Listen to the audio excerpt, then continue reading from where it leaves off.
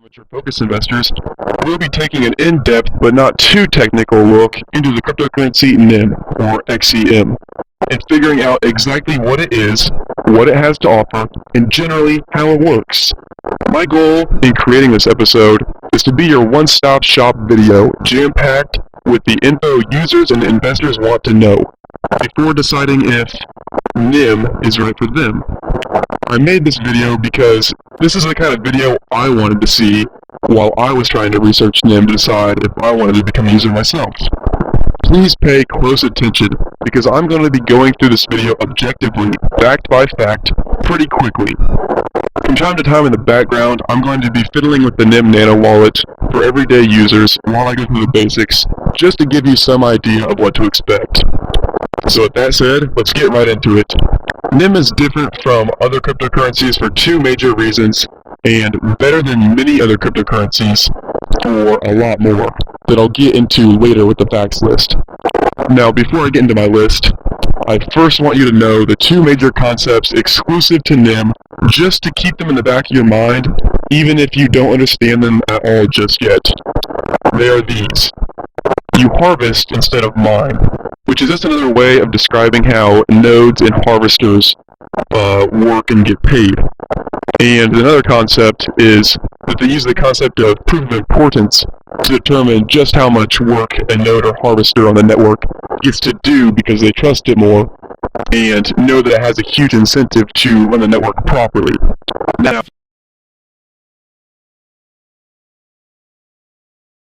if you don't understand that or you just don't care about that, that's fine. You will by the end of the video. So let's go over to the major points of sale and see why on the surface someone would want to choose to use NIM over any other payment method on the market.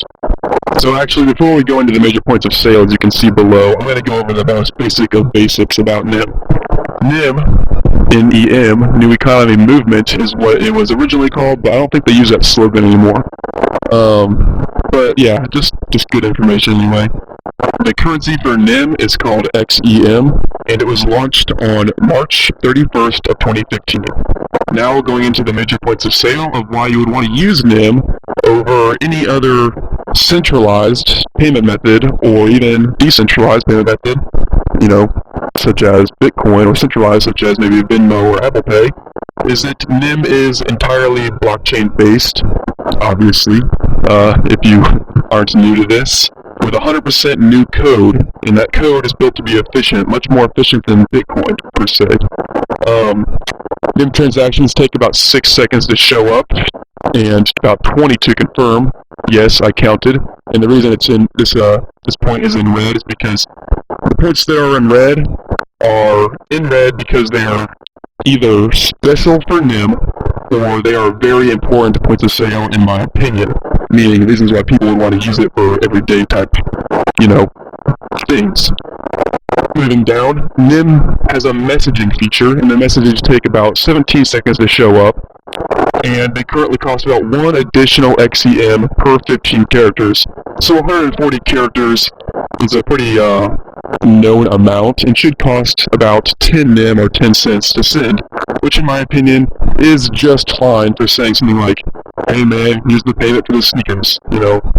That little line right there would probably cost only a few cents to send in addition to the actual payment. The transaction fee is ultra low. In fact, it's the lowest transaction fee I've ever seen among any cryptocurrency and definitely among any centralized option. For example, Venmo charges 2.9%, and Apple Pay charges, I can't remember, a small amount, but much, much more than this. And Bitcoin charges a lot, because the network is so bogged down. The transaction fee for NIM is 0.01% fee if I use my Nano wallet. I can prove this. So basically, 1 penny to send $100 in NIM, or 10 cents in XEM to send $1,000 in XEM. That's basically nothing, and that's literally just to pay for the electricity cost for the harvester that is processing your transaction. Moving on down, there were about 9 billion XEM created, and 9 billion in existence today. No more will ever be created. and they were created and distributed to about 1,500 original trusted supporters of the project to be distributed back when XEM was worthless. Not mined, never mined, no mining ever took place whatsoever. So I guess if you broke this down, and this isn't exact, but you could say, on average, everyone got about 6 million XEM per person on day one of their project's launch. So in today's value, about 72,000 each. But don't go crazy and think that, the developers paid themselves so much money and it's a big scam. No. It behooved them to, I guess, spread out that money that the original 1,500 were given in order to propagate the network.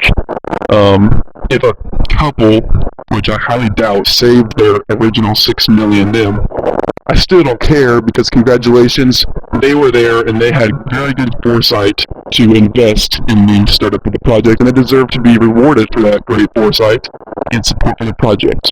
So, it's not a scam. Don't think of it like that. Moving on down, NIM is incredibly scalable, much more scalable than Bitcoin, and it's been tested to 3,000 transactions per second. Bitcoin, to show you the scalability, is currently being incredibly bogged down with about 70,000 unconfirmed transactions at a meager 4 transactions per second on average, as of the time I'm recording this script. There's no personal information required to get the Nano wallet. No names, addresses, no credit card info, no photo ID, no bank info, or no online anything, basically.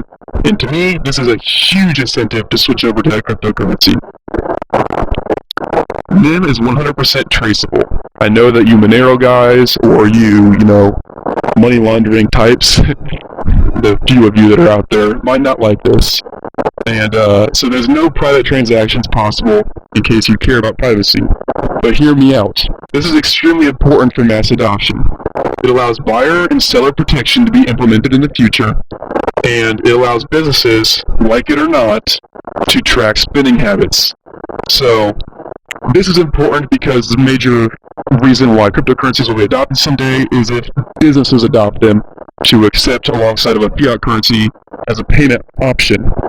They're not going to want to accept a cryptocurrency if they can't track your transactions, like on Amazon.com or Walmart.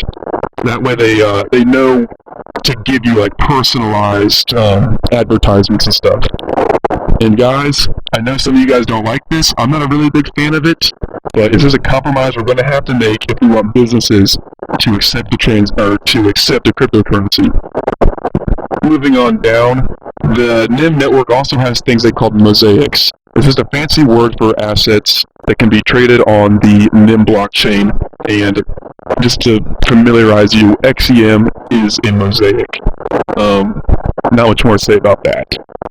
They also offer multi-signature accounts for businesses or families. A multi-signature account is just an account that it's one account that requires multiple people's signatures in order for the funds to be taken out. So, for example, if you had a college fund with your mom, your dad, and you could set it up so you would need 2 out of 3 of those people's private passwords to be put in before the funds can be withdrawn. So that's pretty cool for businesses or for families. NIM uses 100 times less power than Bitcoin to run a node or harvest. Literally, I'm not kidding, it's that efficient. Also because they don't have mining, I guess, too. And the final point, which isn't going to get a lot of everyday users, but it's going to get the more long-term focused people, is that it's a good store of wealth with no chance of inflation. So the American dollar is printed off constantly, and the inflation continues to rise almost every single year, so the amount of the dollar gets, or the amount of value in the dollar gets lower and lower. However, with NIM, the only way it can really go, if it does get adopted, is up, because there's not going to be more and more NIM created. So that's something that's the normal person doesn't really care about, but the person who, thinks about money is going to notice and care about. So moving on to what's under the hood, the things that investors and, I guess, the nerds of the group kind of try to look at. So, how does development take place? How do updates and things like that get funded? Is it decentralized? Is it centralized? What is it? Well, developments and updates are suggested by the community members and developers, which I guess are just, super awesome community members, and voted on by everyday users using the wallet's messaging feature. So they'll put out, like, hey, here's the specifications on this development we're considering. Send a yes or no vote to this address, and you can vote yes or no. Everyday users can do it. And let's see, where was I? It's funded by a mixture of a fund created during the creation of NIM. I think it's called like the Developments Fund.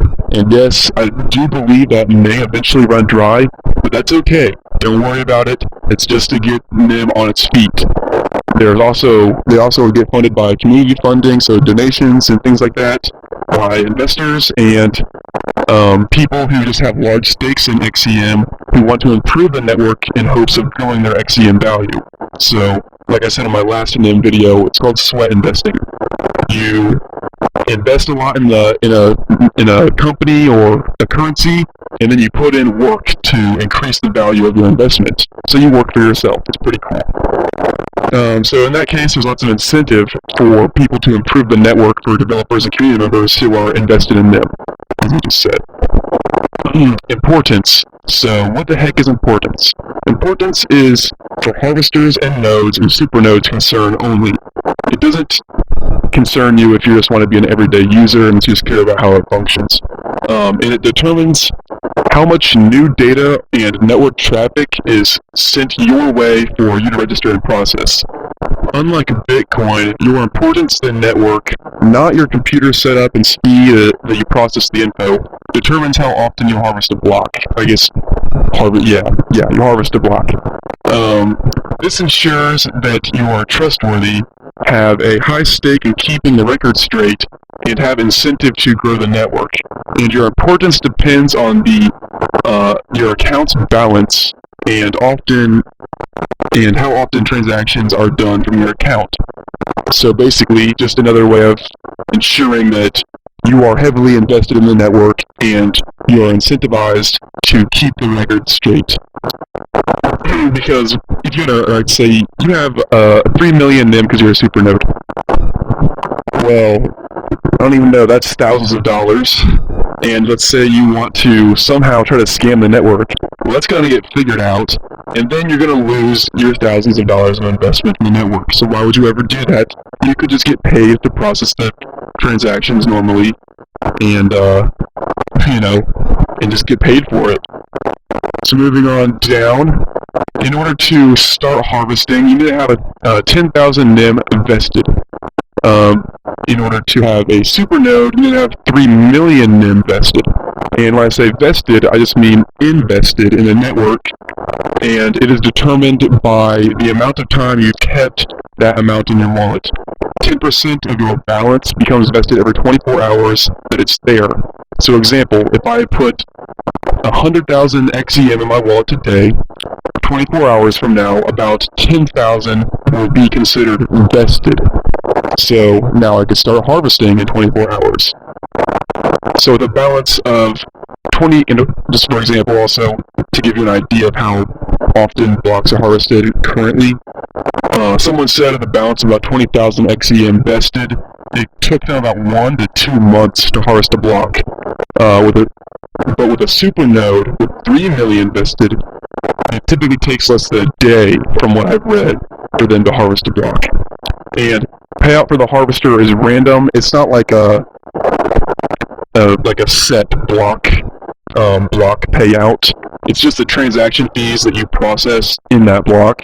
So sometimes the block could be pretty empty and be zero. But sometimes there could be a lot of transactions in that block. It could be of like high importance, things like that.